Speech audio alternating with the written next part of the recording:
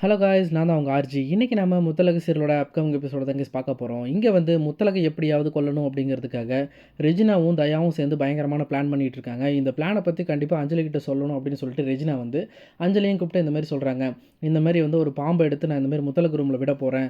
அதனால் முத்தலகு கடிச்சிருச்சுன்னா முத்தலகு குழந்தைக்கும் ஆபத்து, முத்தலகுக்கும் ஆபத்து. அதனால் அப்போ தான் வந்து நீ பூமியோட சேர்ந்து வாழ முடியும் அப்படின்னு சொல்லிட்டு எல்லா பிளானையும் வந்து இந்த மாதிரி அஞ்சலி கிட்ட சொல்கிறாங்க. அஞ்சலியும் அந்த பிளானுக்கு ஒத்துக்கிட்டு சரி நம்ம விட்டுறலாமா அப்படின்னு சொல்லிட்டு அவங்களும் சொல்கிறாங்க. அதுக்கப்புறம் தயா வந்து ஒரு ஆளை வச்சு இந்த மாதிரி முத்தலகோட ரூமில் கொண்டு போய் அந்த பாம்பை விட்டுறாங்க. ஆனால் முத்தலகை பற்றி அவங்களுக்கு யாருக்குமே தெரியாது. சொல்லப்போனால் முத்தலகு வந்து வயல்லையும் காட்டுலையும் மேட்லையும் வேலை செஞ்சவங்க. பாம்பை பார்த்து பயப்பட மாட்டாங்க அப்படிங்கிறது அவங்களுக்கு தெரியாமே போயிடுச்சு. இந்த பக்கம் இவங்க எல்லாரும் ஒன்றா சேர்ந்து பேசிக்கிட்டு இருக்காங்க. இந்த மாதிரி எப்படியாவது முத்தலகு வந்து பாம்பு கடிச்சிரும், அதுக்கப்புறம் நம்ம எல்லா பிரச்சனையும் முடிஞ்சிடும் அப்படின்னு சொல்லிட்டு தயாவும் ரெஜினாவும் வெளியே நின்று பேசிகிட்டு இருக்காங்க. இந்த பக்கம் அஞ்சலி வந்து கொஞ்சம் நேரம் தூரமாக போய் நிற்கலாம் அப்படின்னு சொல்லிட்டு அவங்கள விட்டு தள்ளி நின்றுக்கிட்டு இருக்காங்க.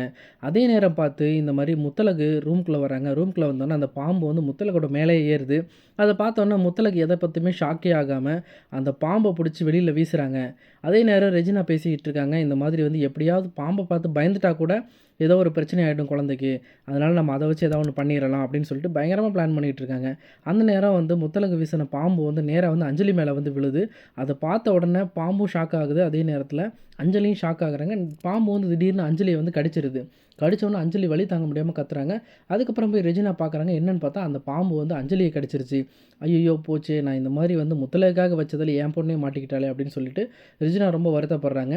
அதுக்கப்புறம் தயாவும் ரெஜினாவும் சேர்ந்து இந்த மாதிரி அஞ்சலியை தூக்கிட்டு ஹாஸ்பிட்டல் போகிறாங்க. போகிற வழியெல்லாம் வந்து ரெஜினா ரொம்ப அழுகுறாங்க. ஐயோ நான் தப்பு பண்ணிட்டேன், நான் இந்த மாதிரி முத்தலகை பழி வாங்குறதா நினச்சிட்டு கடைசியில் அது என் பொண்ணுக்கே இந்த மாதிரி ஆபத்தாக முடிஞ்சிருச்சு அப்படின்னு சொல்லிட்டு ரொம்ப வருத்தப்பட்டு அழுதுகிட்டே போகிறாங்க.